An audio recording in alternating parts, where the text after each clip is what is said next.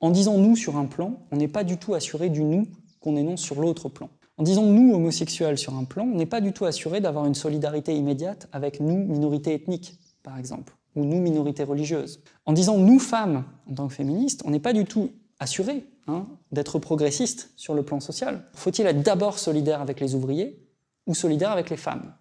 Les femmes ouvrières, comment doivent-elles choisir leur identité? Comment doivent-elles arbitrer entre une lutte politique et une autre lutte politique? Le problème, c'est qu'en disant strictement « nous, ouvriers », en endossant strictement la question de classe, elle risque de laisser passer la question de la domination masculine qui, évidemment, pénétrait la classe ouvrière aussi, concrètement dans la répartition des tâches, etc.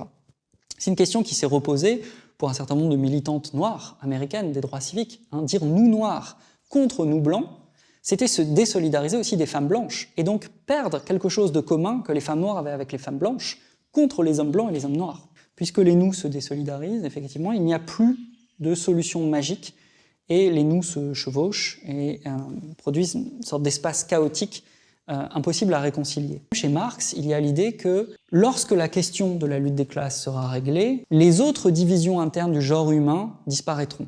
Donc la lutte entre hommes et femmes, la domination masculine, ou les luttes raciales et surtout les luttes nationales, c'est ce qu'il dit dans le manifeste du Parti communiste, les luttes nationales, la question nationale s'effacera d'elle-même lorsque la question sociale sera réglée. C'est l'idée suivant laquelle, si on arrive à régler la question de la domination sur un plan, pour un nous, elle se réglera automatiquement pour tous les autres. Si on tient encore à la promesse de l'émancipation en politique, il faut à tout prix rompre avec cet imaginaire. C'est-à-dire il faut admettre que ce qui sera réglé sur un plan ne le sera jamais sur les autres. Qu'il y aura même, plus probablement, des effets de compensation par lesquels, en réglant de la domination, en faisant avancer l'émancipation sur un plan, on produira des effets de domination sur un autre.